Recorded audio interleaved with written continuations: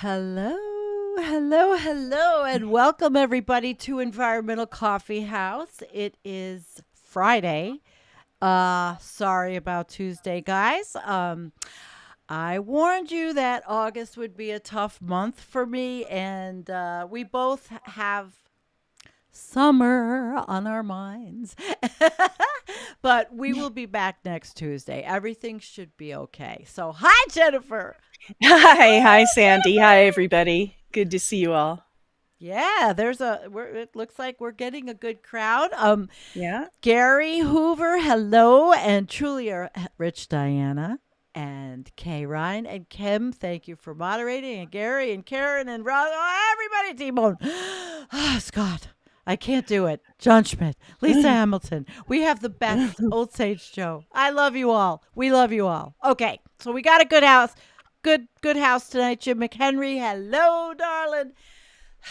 Jennifer. So, Sandy, what would you Yes. say our theme is tonight? It's a little bit all over, isn't it? Does it have a theme? It's the Jennifer and Sandy, whatever the hell we really wanted, and we're covering the world really. I made We an are. intermission video, but and we are starting out with Bill McKibbon, who has a little hopium, but it was a good article with a lot of good links. And Jen, you want to take us through? It's just Absolutely, absolutely. Hang on just a second. Let me get that Bill McKibbon article up because for all some right. reason it That's disappeared on me. So okay. here we go. Here Oh, we Dee Dee go. loves your hair color. See, I told you your hair color looks hot. Guys, Ooh, maybe I should go back to hair blonde. is hair is just such a big thing for women. I mean, it's all about climate and hair. There's not really much besides climate and hair, as far as I could tell. Wait, we Okay. gotta All do right. this one. All right. Yeah, climate and hair. See, where else can you go and know that WASF, but we still have hair. We still Well, that's try to right. look nice. Those are of us who are women of a certain age. We Yes. spend a lot of time trying to look like we're not doing anything special. There You you go, know, guys. half the It's time true. I It's come here, you true. guys can't even see the disgusting dirt under my nails because whoever it was that had to say that about my purple nails, they're not. They're just like dirt. And I scrubbed them. But anyway, Oh and then my. but then they turned colors because I made blueberry jam, a ton of Oh, it, and so God, then I Sandy. put the blueberries. Yeah, yeah, yeah. So That's great. why don't you Right. now that we got everybody comfortable and Yes. No, I think hello everybody's Jean on the same Keel and page. Devon and Flocky, we got the girls tonight. Yes, we Uh, love the All girls. right. All right. All right. Yes, we do. Now, so guys, listen up. Here we go. Yes, yes. So, our first article's from Bill McKibbon. He just released that in August 22nd, and it's in a periodical. Bill McKibbon It's his Substack. Substack.com. Yeah. Oh, okay. Water, water, nowhere except the spots that are flooding. Okay. So that's a very comprehensive article. And then we've got one from CNN, and looks like this one was published August 20th, so last Saturday. And the world's rivers are drying up from extreme weather. See how six look from space. So this is a real kind of show and tell with some sliders on the different rivers and reservoirs. So you can see the before and after, just in We case will there is show you. any doubt in anybody's mind.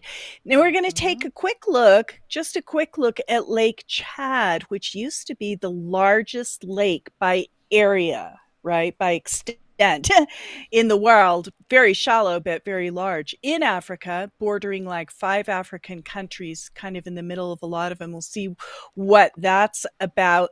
Then, kind of a little bit of a light topic. German gunship wrecks reappear in the Danube, right?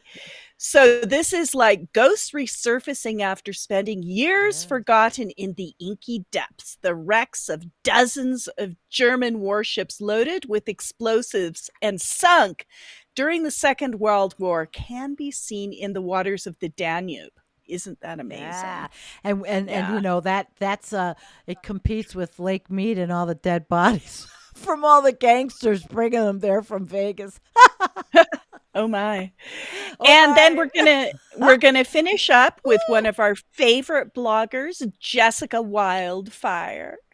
We're choosing doom, and it's happy to help us. Our attitude poses the greatest threat. Wow. Yeah. Jessica Wow. Wildfire. Yep. She's new. I like her. Following. I She, you love know, her. it's funny on Twitter. She doesn't have a gazillion people following her. And Oh, I yeah? like that because I would love to have her as one of our guests. And Oh, I'm she going to would be start doing wonderful. that. Yes. Oh, that And would be by the way, wonderful. guys, by the way, let me tell you, I did finally order the computer and it is coming. And Oh, the good. yep, and the monitor came, and let me tell you, I want to thank you all for helping. It took me a long time and to finally decide. And guess what? In September, and he's not in the chat, in September, after you go home, Jen, um, the guy that was formerly Osama number 5, who calls himself Bila, whose name is Schoelles, and Kim calls him Kenny, is going to be coming and setting up my room to be a new studio so that I Oh, will have, good. yes, Wonderful. That's yes, I won't, fabulous. yes. So it won't be all hooked up till the end of September, but at least I have help, and I'm really grateful that he's going to come and help me. So that's really good, guys. So I wanted to thank you all for donating through everything. I'm telling you, my gratitude is off the charts. And I know it's a technology thing, but boy, am I going to be able to make videos. Holy Mm. shit, I'm excited. Wow, I can't wait. Me That's too. awesome. Yeah, That's me really too. awesome. Me too. So thank you everyone out there, all of you. That's all. Thank you. All right. So All right. let's get into our little overlay area, and I want to tell you guys why we got onto the Lake Chad thing. And I'm going to put this picture up. Joey Casey, he does have a show. Joey Casey, we follow each other on Okay. Twitter, and Joey is definitely a doomer, but this is what he wrote and it really hit me. So I started watching all about Lake Chad. Mm. Lake Chad in Africa is almost dry, putting millions in a disastrous situation. Google it and see that no one is talking about it anymore in 2022. Oh, If there was, I would have shared a recent link. As others are saying, the worst of our extinction will not be televised or reported. oh wow. Wow. That's Wow. pretty damn scary. And aren't there something like 30 million people in Oh Africa yes. Oh depending yes. on Oh Lake yes. Chad? Oh, by the way, Scott said we better take cover because there's a storm brewing in the background. You're Well, right. honestly, I guess I have enough bandwidth for the storm, but that's my own film, you know. You know I love to film everything. Mm-hmm. Even sitting on the toilet in my outhouse with the phone and I get a fox running across the yard. So I filmed Okay. it. Yeah, I know TMI, but anyway. I think you guys saw it. All right, so let's get going. We'll get going because we've had our little 11 minutes of fun, and and everybody's joining us. So I'm going to do the Bill McKibbon thing. It's not bad. Yes, we know Bill can. He whatever, but he's a writer. So here we go. If you had to name one site that summed up 21st century modernity, I'd nominate the Bund in Shanghai. The raised river wall along the western bank of Hungpu commands the best view across the Oriental Pearl Tower and other skyscrapers of Luzhizhou. This spectacle sprang from nothing over a few decades when China's modernization became the Pudong district. It was just a swamp, and now it's the greatest urban light show on earth. I can remember 15 years ago standing atop that esplanade along tens of thousands of Chinese. It wasn't a special occasion, just one more ordinary night when people flooded in from the countryside to look with real pride at the direction their country was hurrying. And we know better, but Hmm. except today, the lights were mostly turned off because drought in the Chinese interior has dramatically reduced the hydropower available to run the world's most dynamic economy. China is enduring a truly remarkable heat wave. By some accounts, the worst heat wave known in the world in world climatic history. Its main competitor for the title may be last year's insane heat dome that ran Canadian temperatures up to 121 Fahrenheit. I guess he's writing for the dumb old American crowd. The heat just never lets up over some of the most densely populated land on the planet Earth. It hit 113 in Chongqing Thursday, the highest temperature ever recorded in the country outside of desert Xinjiang. It hit Mm. 110 in Sichuan, which is a province of 80 million people, or two Californias. When it gets that hot, water just evaporates. Sichuan, I think I'm saying that right, is 80% dependent on hydropower. But the reservoirs behind the Great Dams, like the Three Gorges, they're falling nearly as fast as Lake Mead and Lake Powell. The province has cut power day after day, including to Tesla and Toyota factories and to many of the Wow. firms, that supply the Yeah. planet's auto parts. The EV revolution, well, it's being held up by the efforts of the problem it's trying to solve. So once that water has evaporated up in the air, it's going to come down. And the average residence time for water vapor in the atmosphere is barely 7 days. And so flooding rains have been pouring down on the western edge of the heat dome. The rains have been so extreme that some rivers in Qinghai province have run so high that they changed course. They changed Hmm. course, Jennifer. They Mm. changed course. Mm. Mm. Mm. None of this is unique to China, of course. In Europe, the drought is so deep that the Nazi gunships, which we're going to read about, have resurfaced along the Danube near Serbia, still fully loaded with the ammo that was on board when the Germans sunk them to prevent their capture by the advancing Russians. In Okay. America, this summer has seen the warmest nights ever recorded here, Jen. The ongoing drought, my house, and evaporation have forced the federal government to order states to come up with plans for cutting consumption, a mandate the states have so far not managed to meet. Like that's going to happen. Mm. Oh, sorry. Sorry. Okay, I interject. But of course, the damage is deepest in the Horn of Africa, in the poor places, Somalia, and those surrounding areas. They are in the fifth straight rainy season without rain.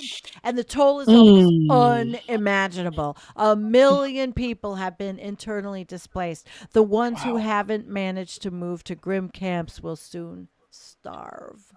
They have no chance, one refugee explained. So It sad. is just, I know. It is just a matter of time until they die. Even here, we might die because we have nothing. This is hard for me. It's a hard one. There are a dozen factors at work here. I gotta stop myself for a second. From governmental incompetence to the remnants of colonialism, from inertia to greed. But basically, it's physics. Warm air holds more water vapor than cold, and from that main events of postmodern 21st century will descend. Some of them won't be so bad. In suburban America, swimming pool owners are beseeching maintenance companies to find the leaks in their backyard oasis, not Ah. understanding that the leaks are called evaporation, asshole.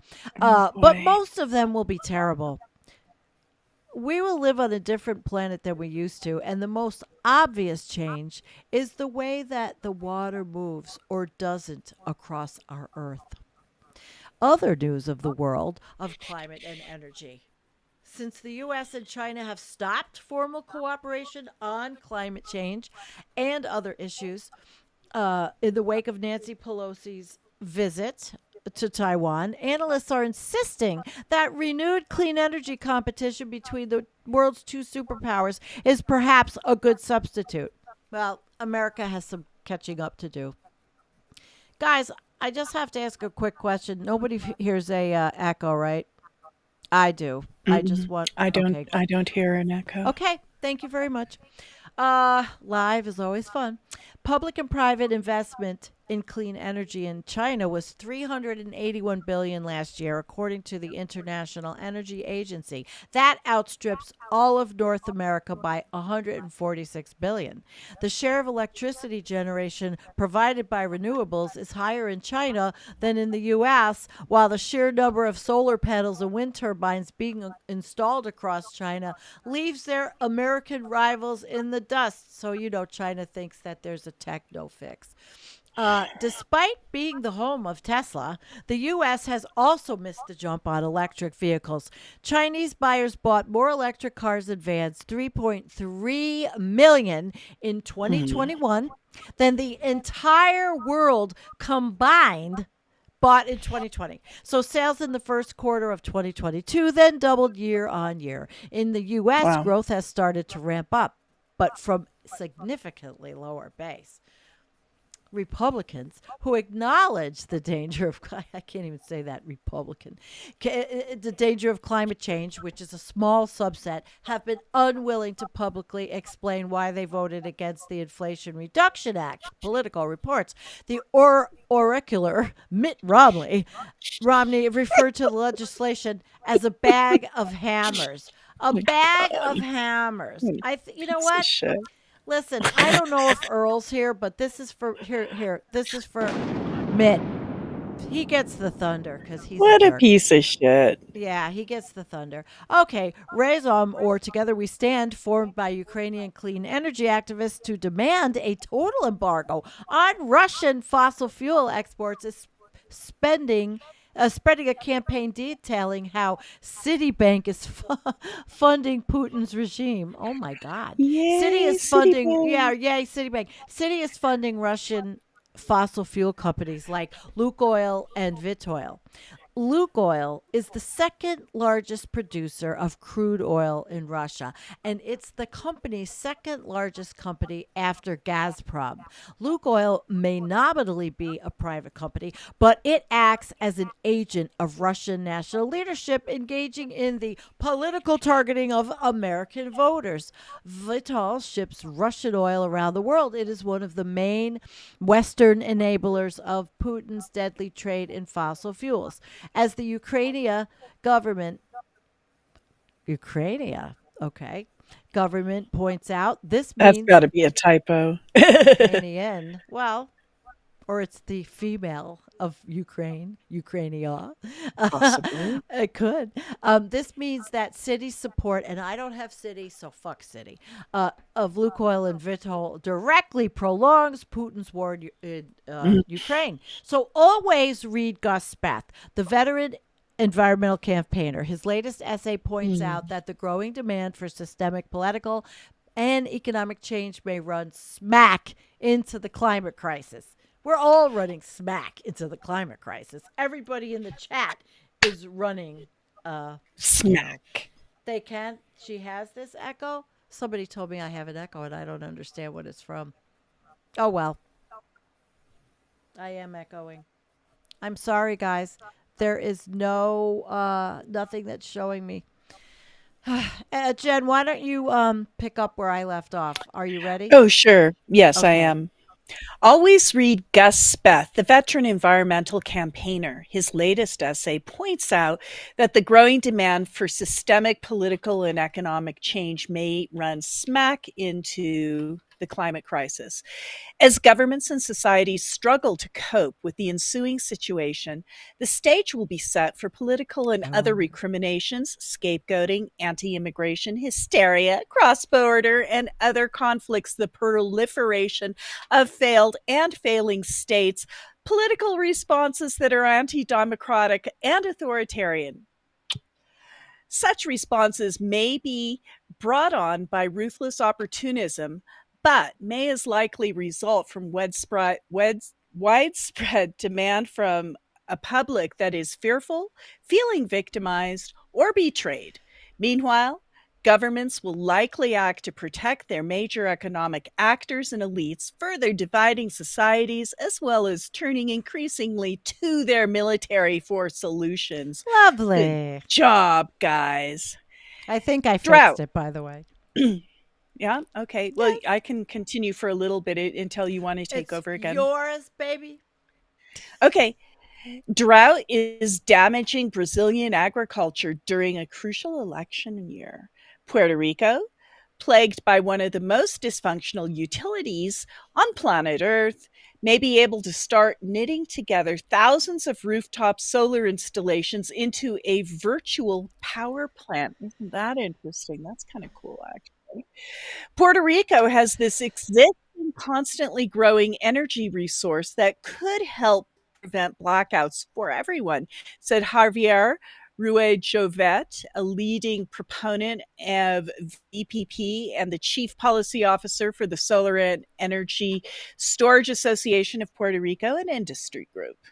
What we're saying is to tap into that untapped resource. Next topic. Now that most UK universities have divested from fossil fuels, the next front may be kicking fossil funded research off campus. David Oh my Wallace God. Wells reports on the battle amid the ancient halls of Cambridge. By working with the fossil fuel industry, we're giving them legitimacy and we're implicitly endorsing them, said Luke Kemp, a researcher who studies climate risk at Cambridge and one of the academics who called for the vote. This should be utterly uncontroversial for any academic who is clearly and truly concerned about climate change. Asia is expected to be the growth market for the Ooh. LNG, Blah. natural gas, exports, but the current high prices and market instability may be convincing those countries to think more clearly about using a domestic resource like sunlight Like instead. sunlight. A domestic Okay. resource. Sunlight. Financiers and investors in the new LNG projects must watch closely. On the import side, unaffordability of LNG and fuel supply insecurity may cause new import terminals to go unused, resulting in potentially billions of dollars in stranded assets. For example, as long as unaffordable LNG prices and procurement challenges persist, says 96.7 billion US dollars of proposed LNG related Ooh. infrastructure projects in Pakistan, Bangladesh, Vietnam, and the Philippines will face a heightened risk of underutilization or cancellation. Next topic is Mm. Boston. Boston's marvelous Mayor Wu is trying to ban fossil fuel connections for new construction in the city. A key, yay, Mayor Wu, a key first step toward the electrification of America we desperately need. It's hard to overstate what a waste of money carbon capture plans that Joe Manchin forced into the Oh my IRA God. really are. We know this basically because we've already wasted huge sums on this project. That's Oh, the you one that's think? carbon, like you're spending more money taking carbon out of the air than you're, It's an or insane idea. It doesn't work. End of it doesn't story. work. Even It's Bill really McKibbon is hard. saying that. It's Yay. really hard. In an effort to capture and store carbon dioxide from fossil fuel burning power plants, the Department of Energy has allocated billions of dollars for failed CCS carbon capture systems demonstration projects.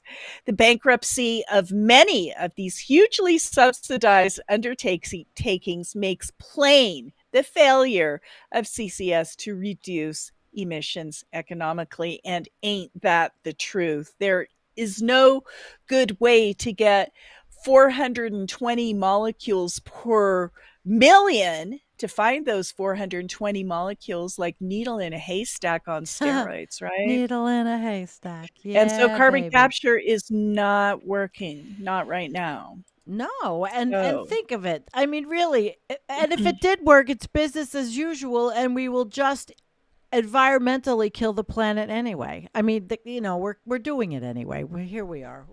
There's no here hopium we are. here. Here we No are. hope. Oh, that was good though, Yeah, Jennifer. At least he wrote. yeah, He's a good writer. He means he well, is. Well, and he's very good. yay, I think, he's got some hopium honestly, I going. think I don't care. I really respect Bill McKibbon. I don't care what anybody says. Good. He is a genuine human being, and his heart is in the right place. And if he gets a little hopeful from time to time, So so what? what? He is he is activated, an activist. He's really a fine guy, you know. Thank So you. I I've know. seen him speak. I saw him Oh speak wow. at this environmental fair that I went to in Marin County in 2017. Really? Yeah, I'm trying to remember the name of it. Oh, That's so cool. Pioneers. I saw him Oh, speak at Pioneers. He's pioneers. he's he's always involved in Pioneers, and I went with a friend of mine, and I was really, really touched by Bill McKibbon's speech. He gave, I think, the kind of wrap up speech or something. I mean, the man was grieving. He knows. He knows The man exactly what's knows. happening. And he nearly I don't see him as hopium filled at all, not after Okay. having seen him speak at all. I have the highest respect Well, for then I him. was wrong, and I take it back. Maybe I wasn't giving him the benefit of the doubt. Thank you, Jennifer. I love when you straighten me out. Well, the thing is, I get You're very right. impatient. No, listen, from all the people, every time Bill McKibbon's name is mentioned, people in the doomer community are saying, and I don't see it that way. I really don't. And I did do that Life on a Shrinking Planet. Remember that movie I did, Yes, Sandy? I do. Oh my That was Bill McKibbon, God. We'll have to right? bring that back. He Yes. wrote Life on a Shrinking Planet. Yep. That was his article. And I was so touched by it, I put the whole thing to video of a certain. I'm not a tenth as good as Sandy, and that was several years ago. But, I mean, things move me, and then It's I great, moved to Jennifer. action. So, he's a Yeah, great babe. guy. Thank you. Thank you. I mean, Yeah. I like everything he's done. I just felt like there was but you straightened me out and I understand now. And that's a good Okay. thing. That's why we're such good partners. Don't you know that, guys? We are the best. Yes, Plus, we love each we other. are.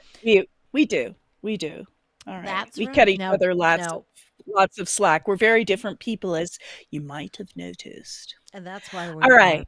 the best. All right. Now, you do Can this I one. proceed? Is it? All right. So Proceed. this is one from CNN that just came out. The world's rivers are drying up from extreme weather. See how six look from space. To be Extreme weather. stuck up a river without a paddle is an expression for a sticky situation you just can't get out of. But if that river happens to be in the northern hemisphere this summer, it's likely the paddle won't be helpful anyway. Painful lack of rain and relentless heat waves are drying up rivers in the US, Europe, Asia, and the Middle East. Many are shrinking in length and breadth. Patches of riverbed poking out above the water are a common sight. Some rivers are so desiccated they have become virtually impassable.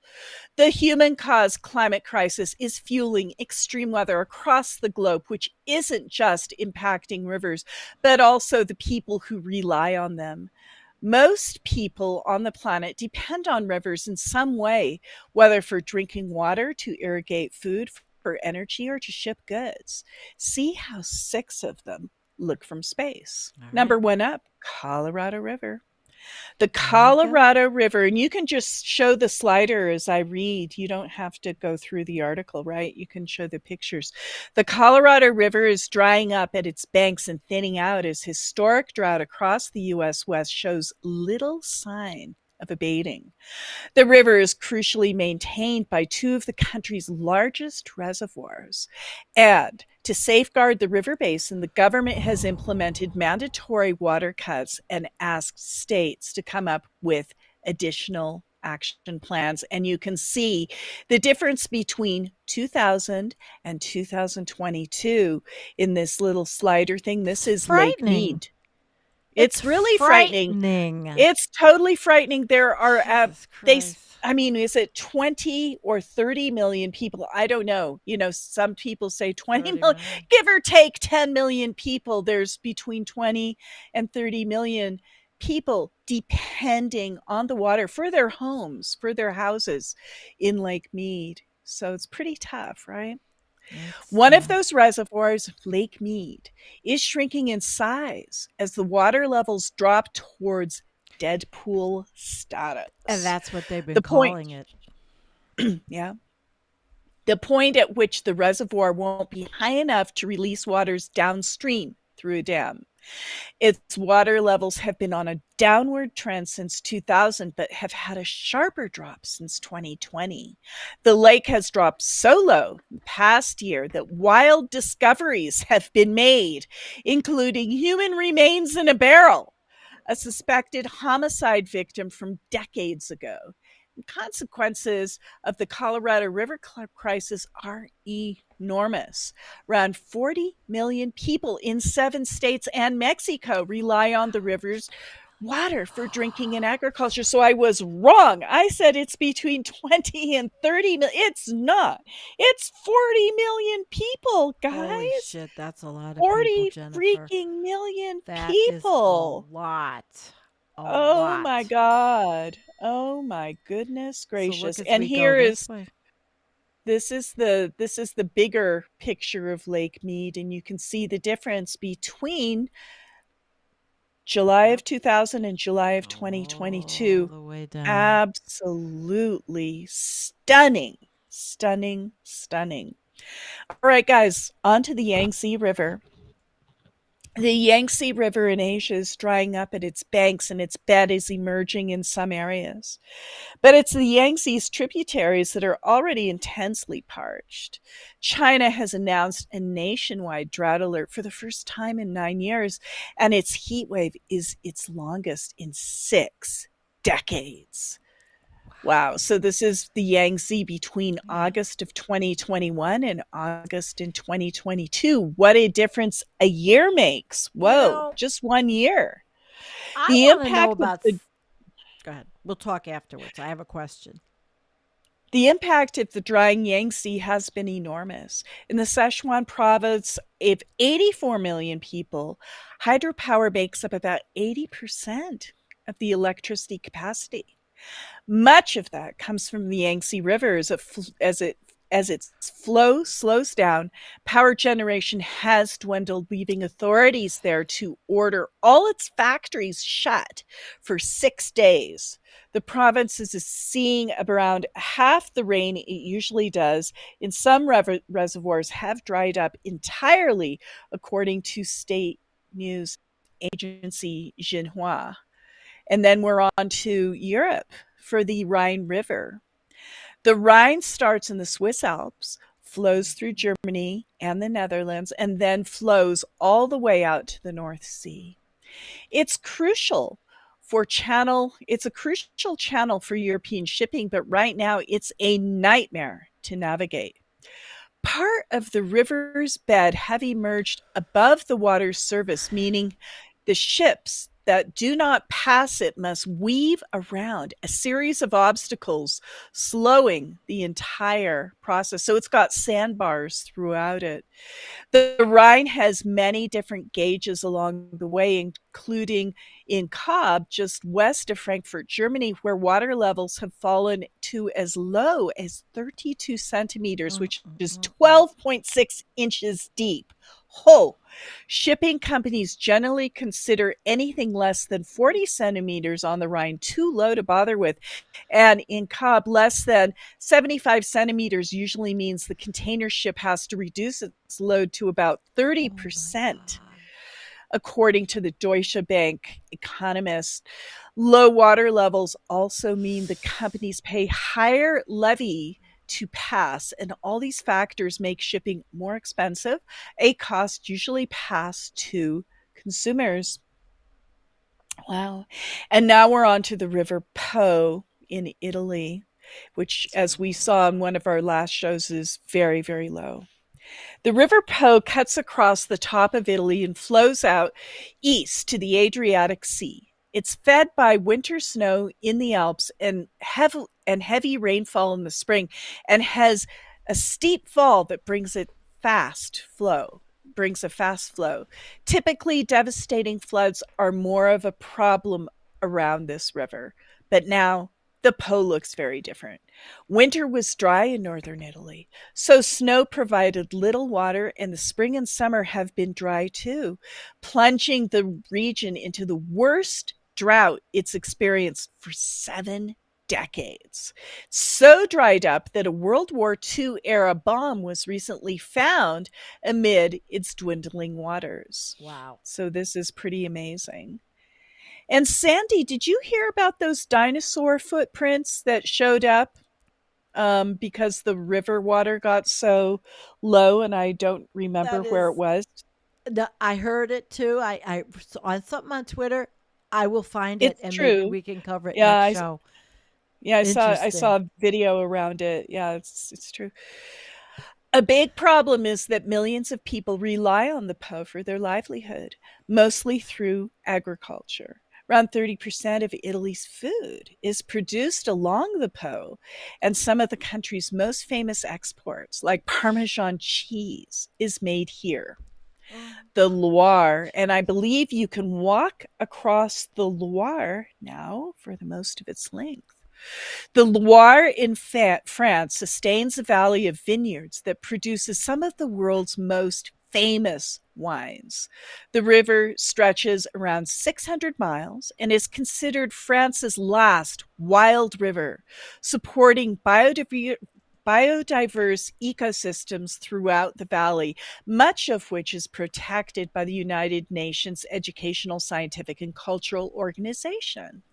Part of the river are fairly shallow already, but its levels and flow can change rapidly with the weather as snow and its at its source melts. Some sections are so dried out from lack of rain and extreme heat that people can cross by by foot. foot.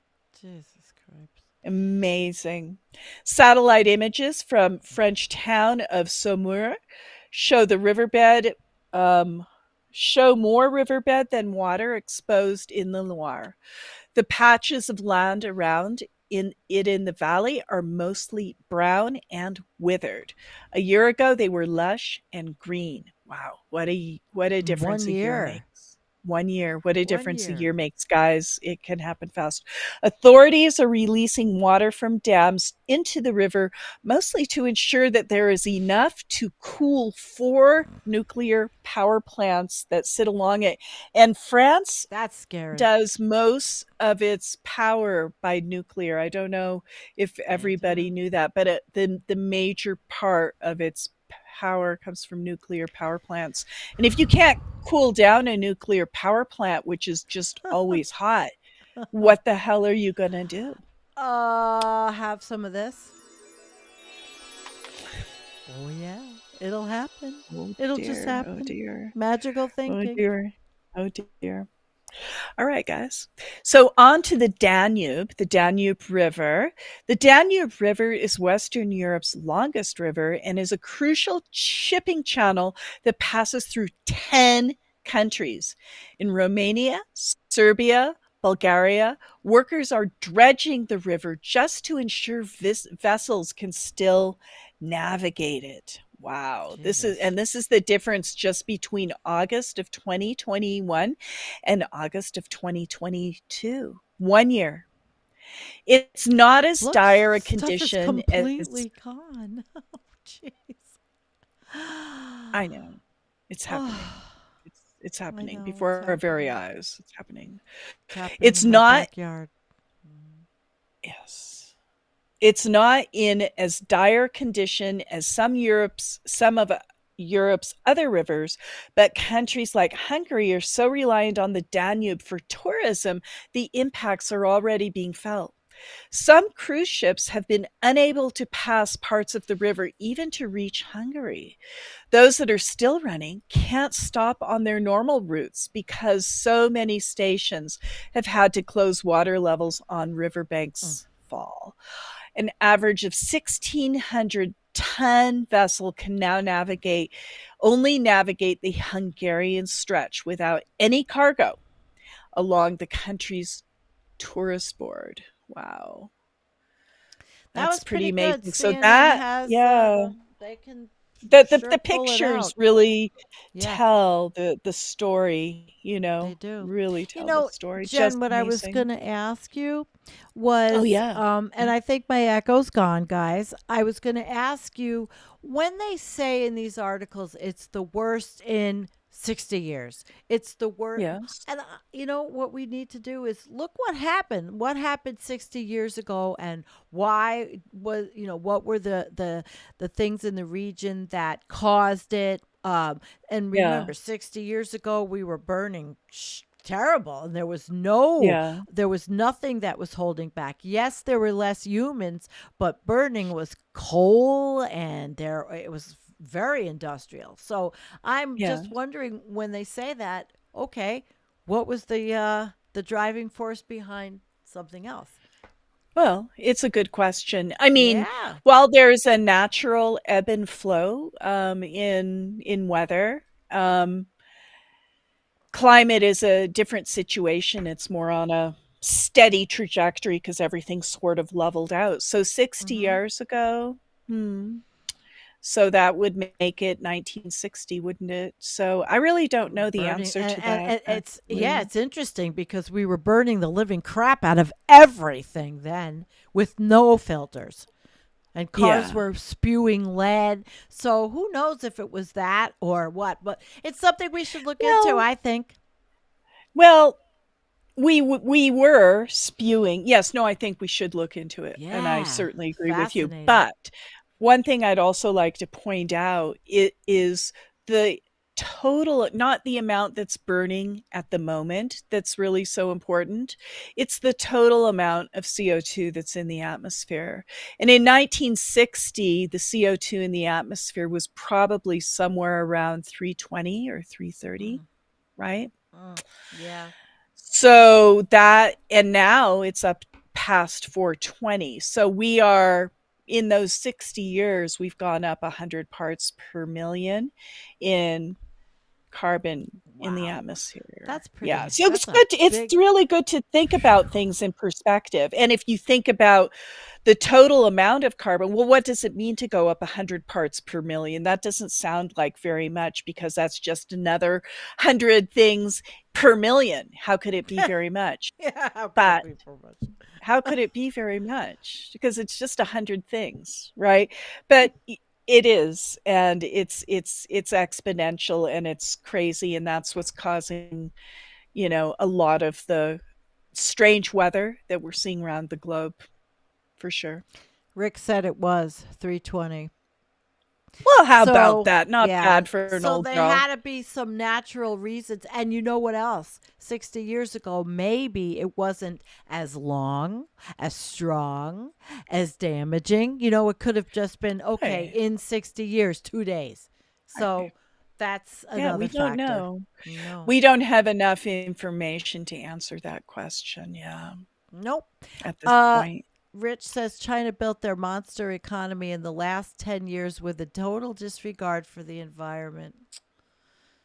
Of It's course. hurtful. Yeah, and they have now empty towns. All right. Well, listen, guys, it's time, it's movie time, it's intermission time, and we have something I put together. I hope you enjoy this. Take a break and do what you need to do, but don't leave. Watch it. Be very, very mindful. Okay, we will get this started. Yes, we will. Why is it that every disaster movie begins Although with I someone need in power ignoring a scientist? People are sick of all the doom and gloom. Because it happens more than you might think. This is gonna really guys. They're moving from drought to downpours in a summer of extreme weather. Scientists say human-caused climate change is to blame. Parts of the world are moving from drought to downpours in a summer of really extreme weather. Now, scientists say human-caused climate change is to blame. Dramatic moments like this are what scientists call climate whiplash. St. Louis, Dallas, and most of Kentucky saw unusually dry spells in early July. Then devastating flooding swamped communities. Same thing happened in Yellowstone and in China. The world's third longest river is drying up a year after deadly flooding there. Rivers are shrinking in Europe as well as the continent bakes in record heat. Now, last year, countries were dealing with unprecedented flooding. Scientists say it's the impact of climate change at work. This has been a summer of hydroclimate extremes with pretty wild swings between drought on the one hand and flood on the other. St. Louis, Dallas, and most of Kentucky saw unusual dry spells in early July. Then devastating floods swamped communities. Once a busy navigation channel for light fishing vessels, this portion of the Lake Chad is now a crossing point for cattle. Decades of poor water usage, silts, droughts, and the impact of climate change continue to alter the face of the lake, and with it, the lives of millions who depend on it. What the report says is this, ultimately. In every group that is recruiting into violent extremism, there are kind of this mass of people who are vulnerable to participation. They've developed grievances, they've been exposed to messages, they are living in communities that are poor, that have poor employment opportunities, all the things that you already know. But in general, the choice to begin participating in violence, what the UNDP report finds, much of the research done on participants from Al-Shabaab and Boko Haram, is that there is typically a tipping point, some moment at which the decision is reached to depart from just sort of being aggrieved and perhaps a little sympathetic to actually participating. Experts say the conflict is fueled in part by the effects of climate change. Lake Chad is one of the world's biggest lakes, but over 50 years it's changed dramatically. What was once a 25,000 kilometer body of water is now estimated at scattered islands like this and pools just containing 1,000 square kilometers. And that has left 25 million people short of food and jobs.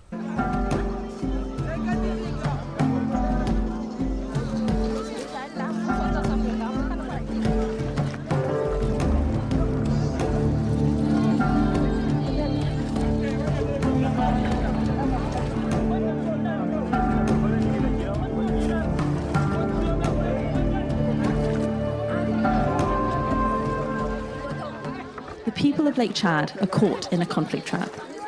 Violent conflict between state security forces and armed opposition groups have blighted the lives of local communities and forced 2.5 million people from their homes. Climate change is compounding these challenges.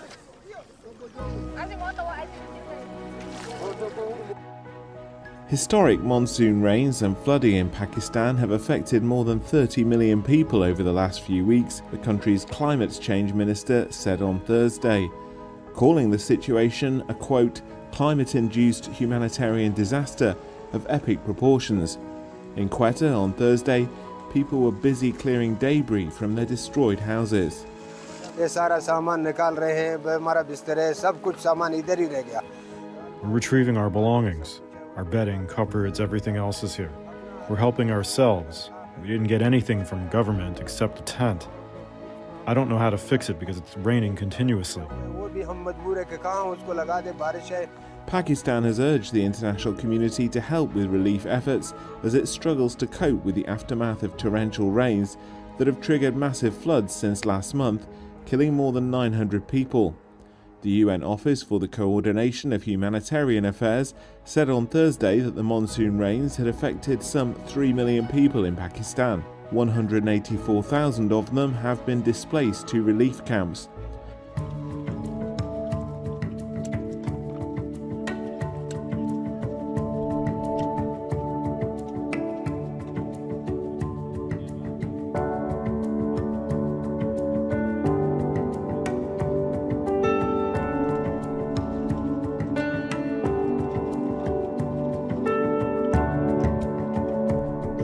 plus tôt qu'on ait commencé jusqu'à cette année, c'était le 20 août. Et là, on a commencé le 18. Donc c'est effectivement le record de précocité. Parce que le réchauffement climatique, ça fait un bout de temps qu'on en parle. Mais bon, là, quand même, ça... Tout le monde, je pense que tout le monde s'en rend compte. C'est pas que les vignerons. Hein.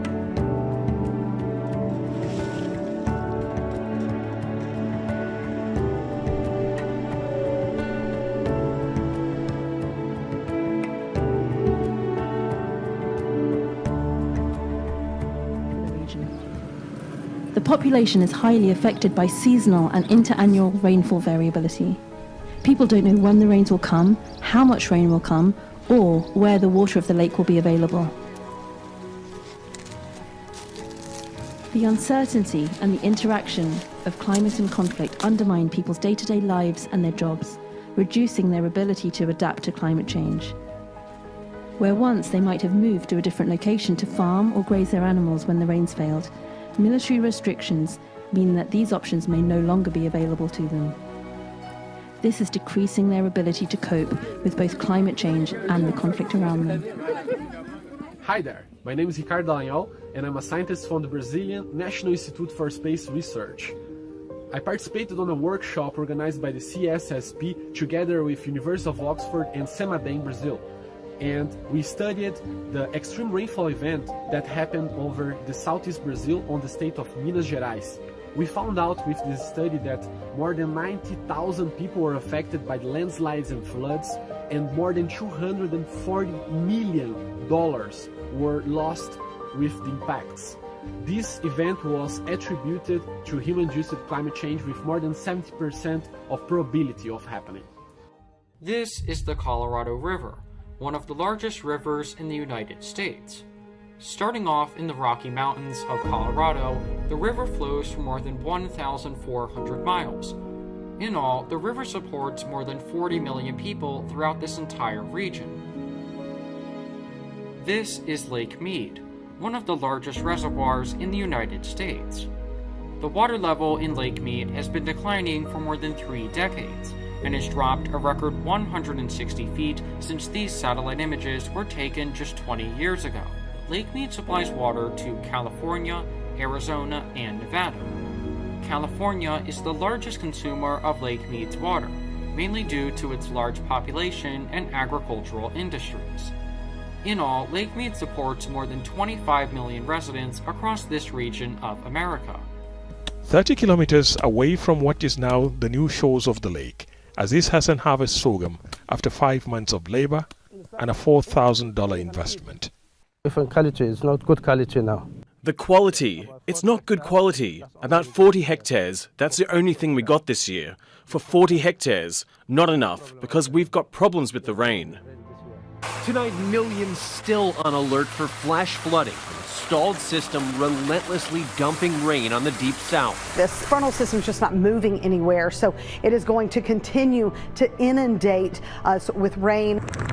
This after more than 40 elderly residents and staff had to be swiftly evacuated Wednesday. The Peachtree Village assisted living facility outside Jackson, Mississippi, taking on several feet of water. Workers and families now assessing the damage. A new video showing the race to save livestock from neck-deep water in a nearby town. They also were rescued. The powerful floodwaters tearing up roads and highways throughout the storm zone. This is Highway 489. Look at what is left of it, washed away in these floods. And there's crews here now. They were out until 4 a.m. fixing other highways. The washout in Mississippi is America's second extreme rain event just this week. After Monday's once-in-a-thousand-years flood in Texas, a bit of good news for drought conditions.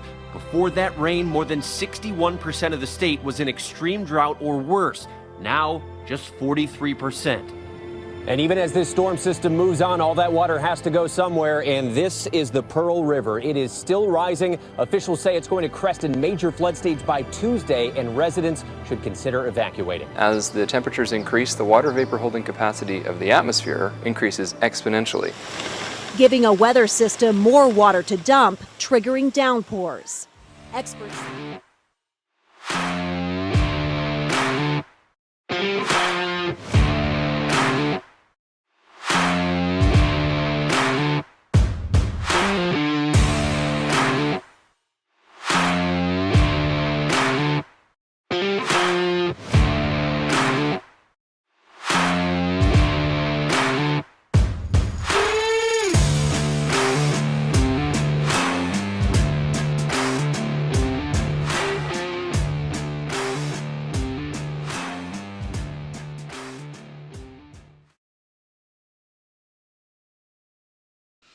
Well, I hope you Wow. like that, guys.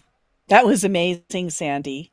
It was That around the was really world. amazing. It was Yeah, it around the really world. was. Yeah, I enjoyed doing it. So actually, next, really, we have. Do you want to do the German gunboat article? If you want to, or I can Yeah. read it, either one. Yeah, It's you're fine gonna with do it. me. Okay, and then we'll Okey-dokey, I'll do our do it. trip. We're gonna do a trip through Twitter. We have some other Oh, clips sure. of some insanity going on in the world, and we can talk. And everybody's in the chat seems to be doing well. So let's move on to this. Okay. All right. Take it. So this is an article that came out on Monday, the 22nd of August in the Brussels Times, and I'm pretty darn sure we've never done anything from the Brussels Times, Sandy. I don't think so. German gunship wrecks reappear in the Danube, like ghosts resurfacing after spending years forgotten in the inky depths. The wrecks of dozens of German warships loaded with explosives and sunk during the Second World War can be seen on the waters of the Danube near the Serbian port city of Prahovo. Many of the 20 shipwrecks still contain tons of ammunition and explosives and are a danger to shipping. As a result of Europe's worst drought in years, the Danube is at one of its lowest levels in nearly a century, leaving the ships exposed. They were among hundreds sunk along the Danube by Nazi Germany's Black Sea Fleet in 1944 as it retreated in the face of advancing Soviet forces. Wow. And here's a little Twitter thing. Do you want me to try play it? Let's see what the hell. Let's see, guys. I think I have the sound. If you can hear it. Low waters. Let's see. Tell me if you can hear it, guys. I hope you can.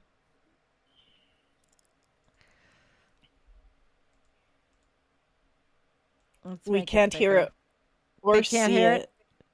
Well, No? we only see ourselves. Oh, there it is. I'm sorry.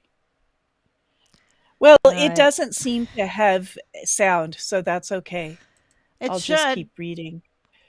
Scattered along the riverbeds, some still have turrets, command decks, broken masts, and twisted hulls, while others are largely submerged under sand banks. wrong with it. Months of drought and Drugog record svjetskog rata, temperatures.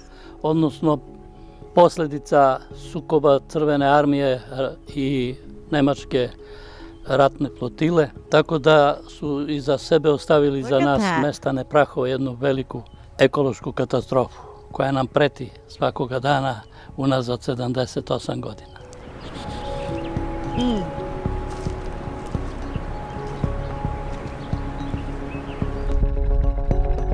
Look at that. Oh my God. They were all covered with water. Amazing. Amazing. Amazing. You all can hear this now? Let's see. Yeah. Awesome.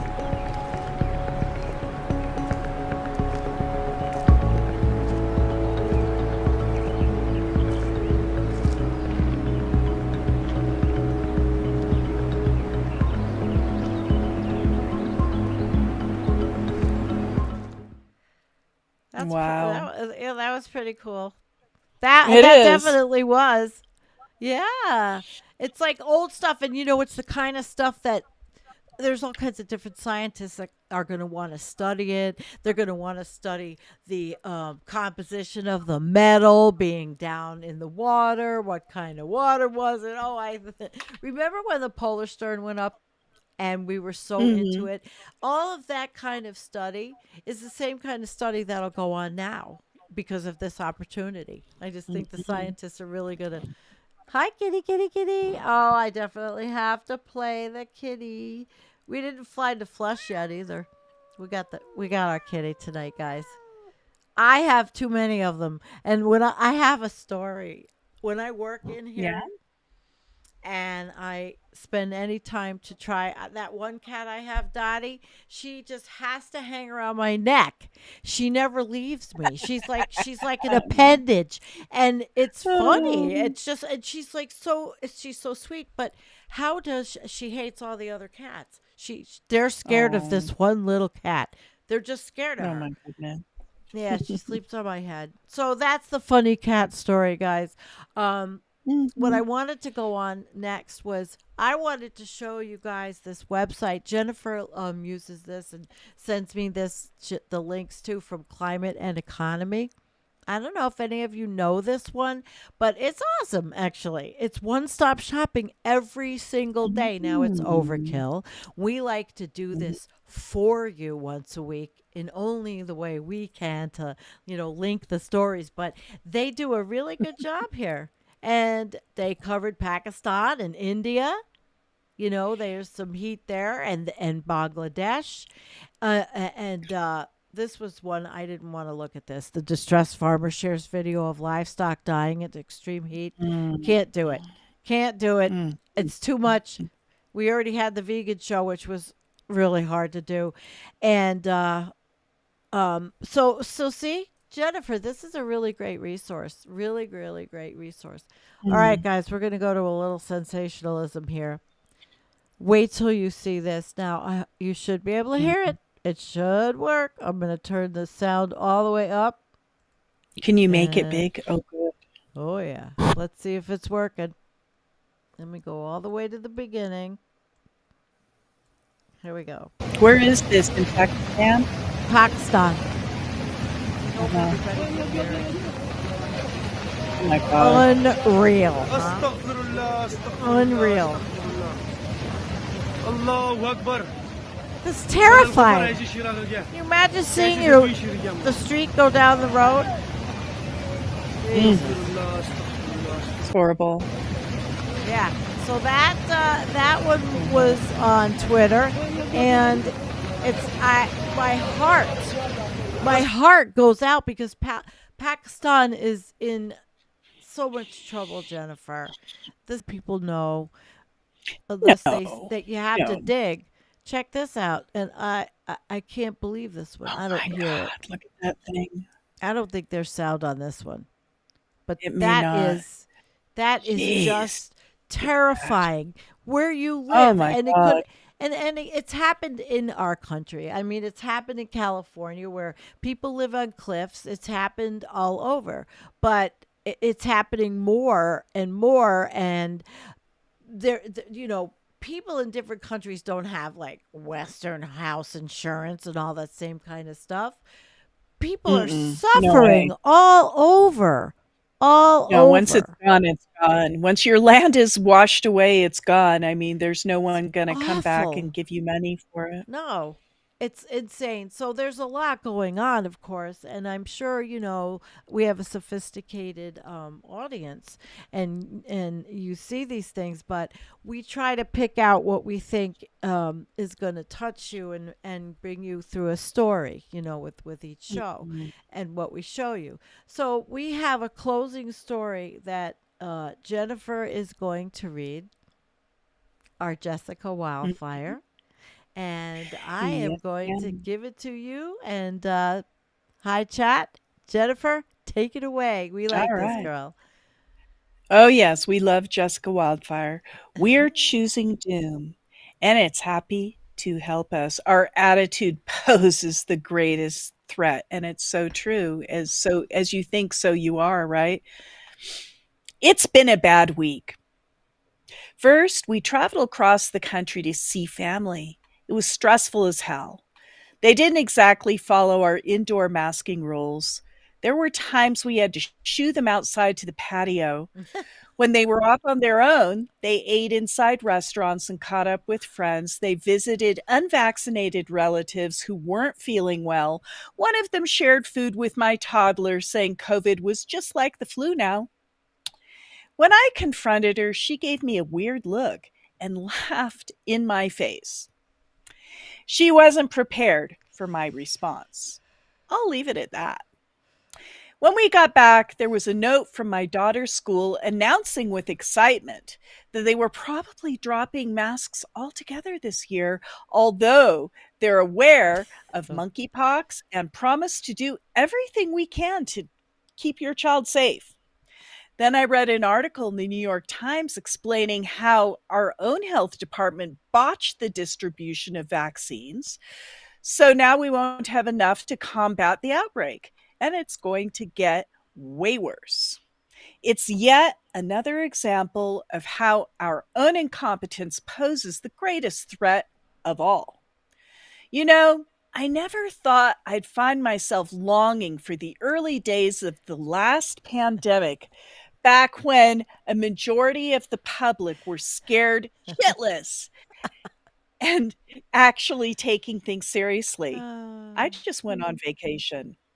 I need another one. We're not going to put up with it anymore.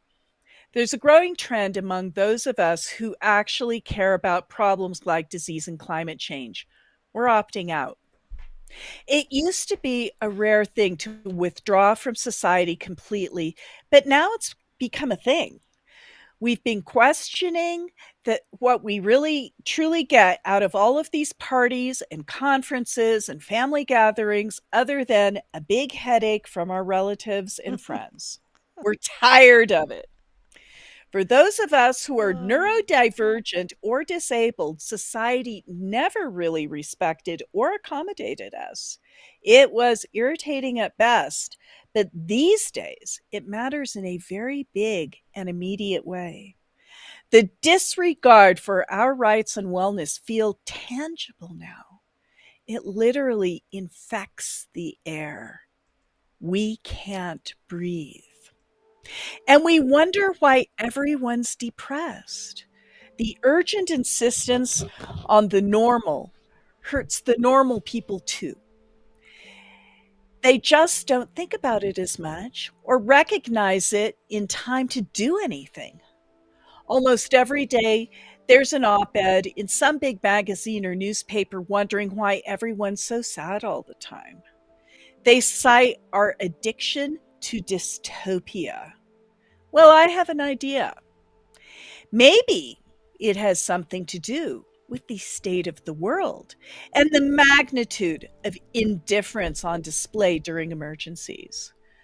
We're up against so many threats now, from rapidly evolving viruses to mega droughts.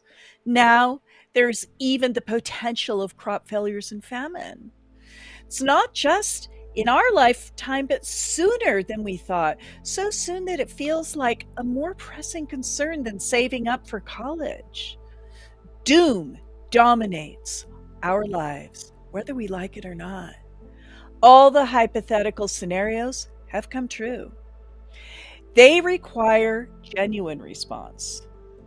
The less we do on a societal level, the more we shoulder the burden as individuals, both emotionally and financially. And yet, as my family saw this week, the world shrugs. They make ignorant comments because they've heard it on the news.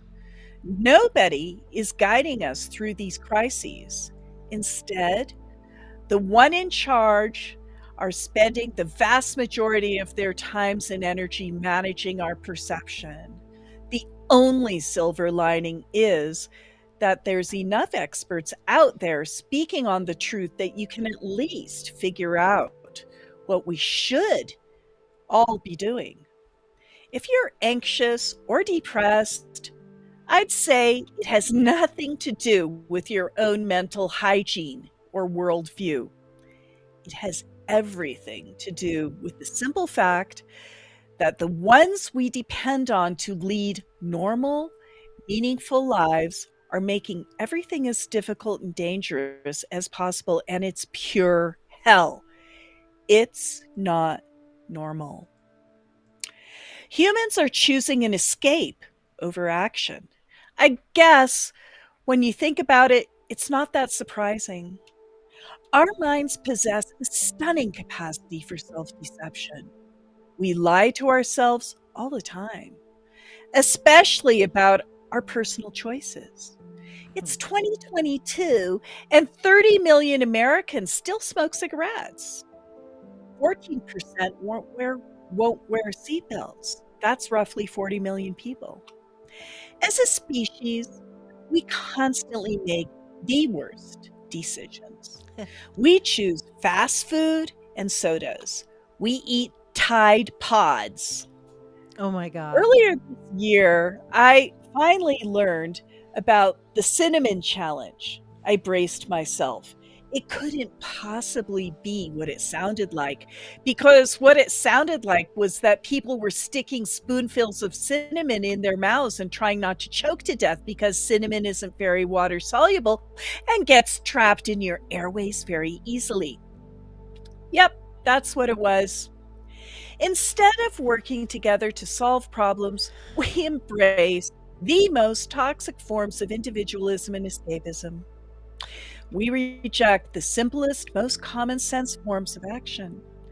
Millions of Americans, in particular, sit around and dream about winning the lottery as the world burns and the ashes sweep over them.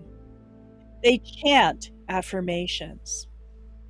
In fact, it's the exact same crowd who smoke cigarettes and don't wear seatbelts. They spend their week throwing trash on the road and yelling at fast food workers, then go to a building and pray to a man who sacrificed himself so they can eat bacon. It's almost funny. It keeps getting worse because we're lazy. We've really dropped the ball on disease control. This year, we decided to let a novel virus spread around through our entire population several times. Almost nobody will do a thing to contain it anymore. It doesn't matter what the CDC tells us about chronic disease in adults and children, and it doesn't matter how much disruption it causes. Op-ed writers are busy cranking out articles about the urgency of getting back to normal at all cost, when the costs are incalculable. We haven't earned normal, and we ignore just how toxic our destructive normal was in the first place. The new normal we're being forced to embrace feels like a deeper dystopian hell than ever. Now, pedantic hospitals are full of sick children with mysterious illnesses. We've got diseases we thought we'd beaten, like polio, appearing in the wastewater samples again. We could be on the tip of resurgence not seen in decades. So it's bad. The reemergence of diseases has one thing in common. It's happening as governments and people in general stop caring about public health in favor of individual risk management. It's the exact opposite of the approach that helped us eradicate diseases. Almost nobody seems to grasp the long-term outcome of this troubling paradigm shift. Everywhere you go, it's all about personal risk assessment and decision-making. Here's the thing. It never worked. The personal approach is doomed. Nobody accomplishes anything as an individual. It was through collective action and public policy that we achieved all the major advances of civilization. Sure, history attributes a few great minds with the discoveries, but that's a small part of it. It doesn't matter if you cure diseases and invent vaccines if there's no effort to make them universal.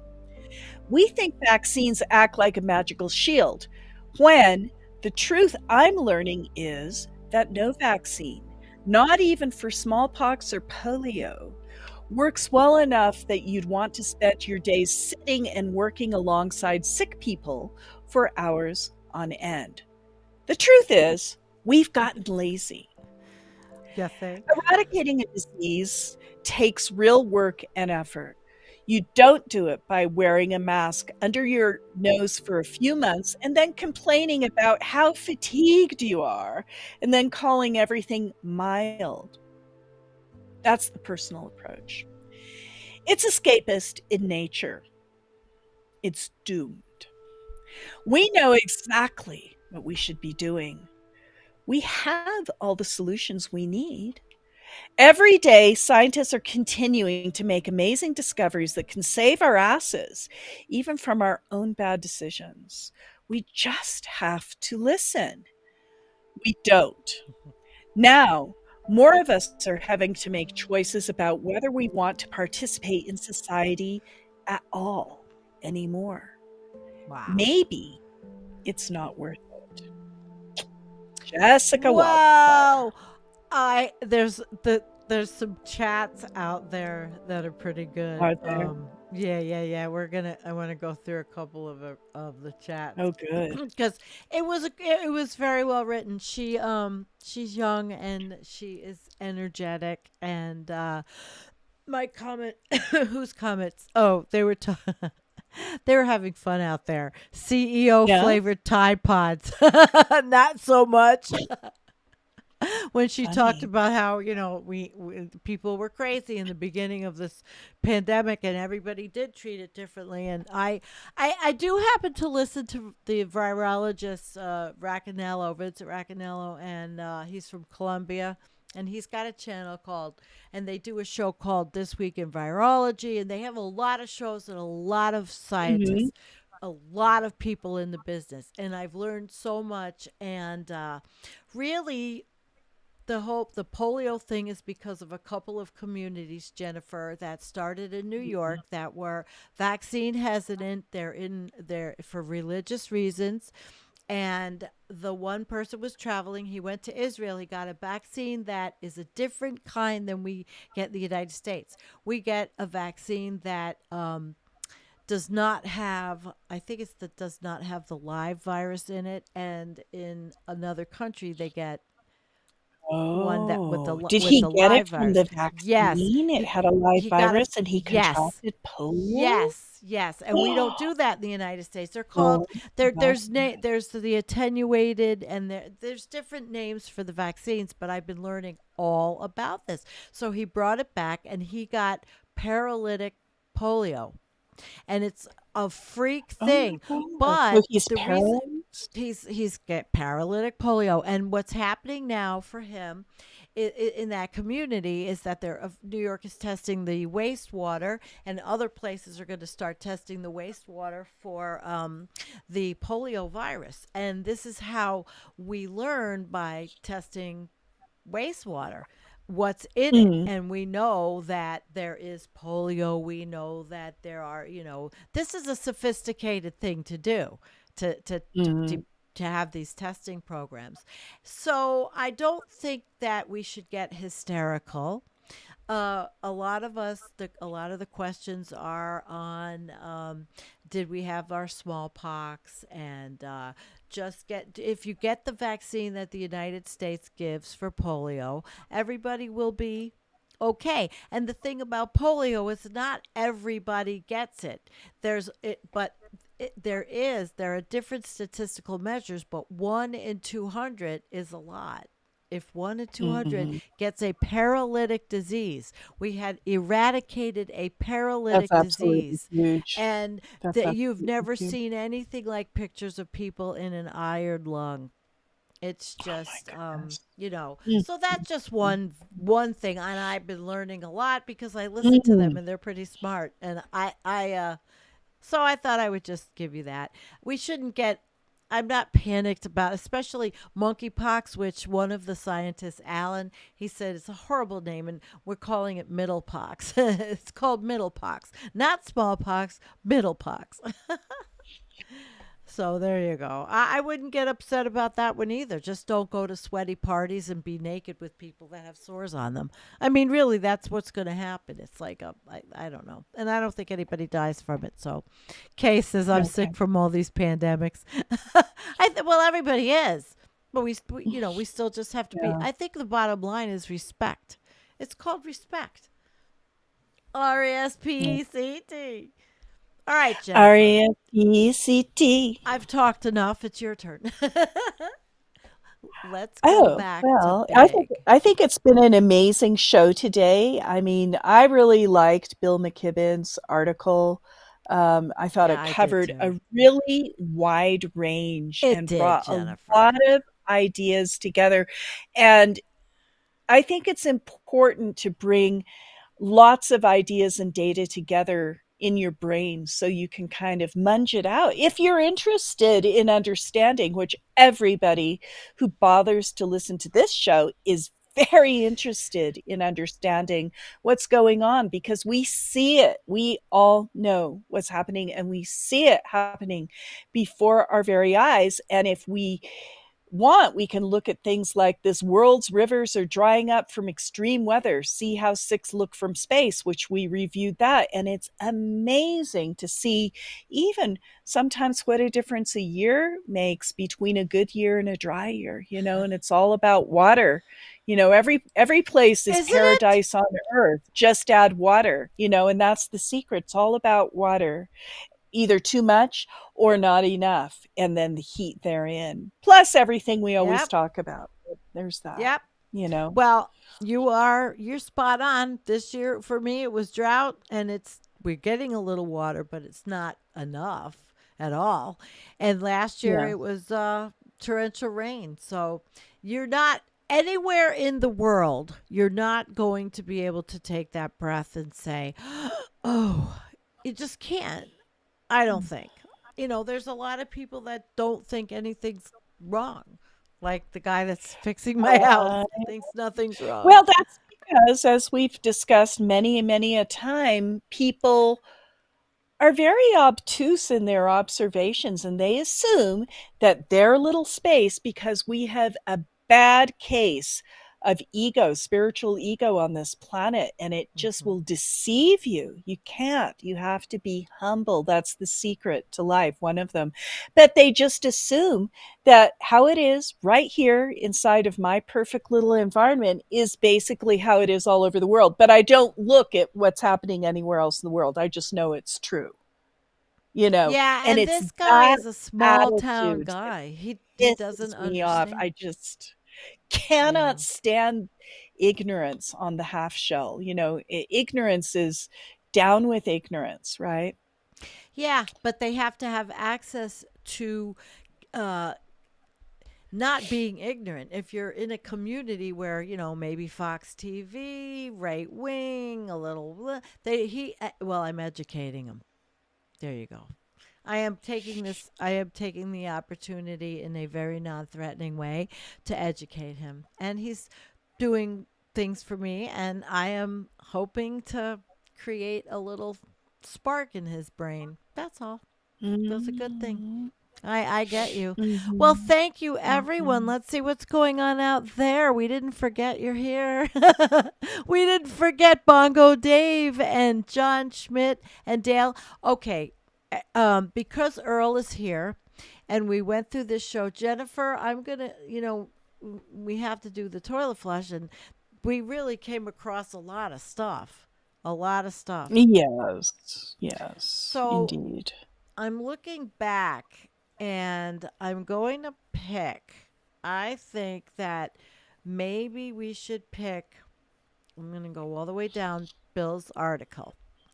And the Citibank. I think Citibank is going to definitely get the flush tonight, what we went through. Okay, if you remember the Citibank article, guys. Here it is. Citi is funding Russian fossil fuel companies like Lukoil and Vitol. Lukoil is the second largest producer of crude oil in Russia, and it's the company's second largest company after Gazprom. So yeah, basically Citi is in the fossil fuel business. Okay, well then we are going to give them a very big flush. Earl, we are going to give them a really loud flush. Yes. All right, Citibank.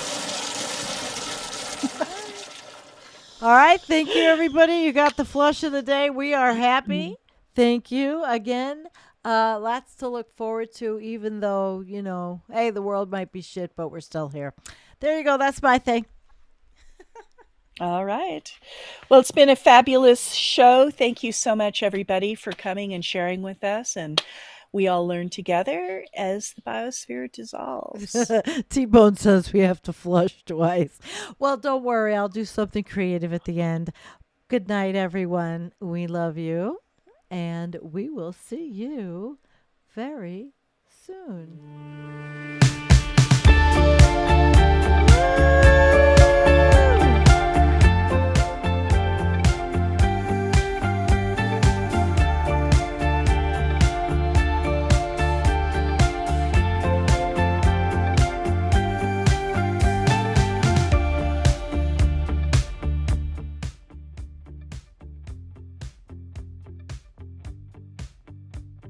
Just for you, T-Bone.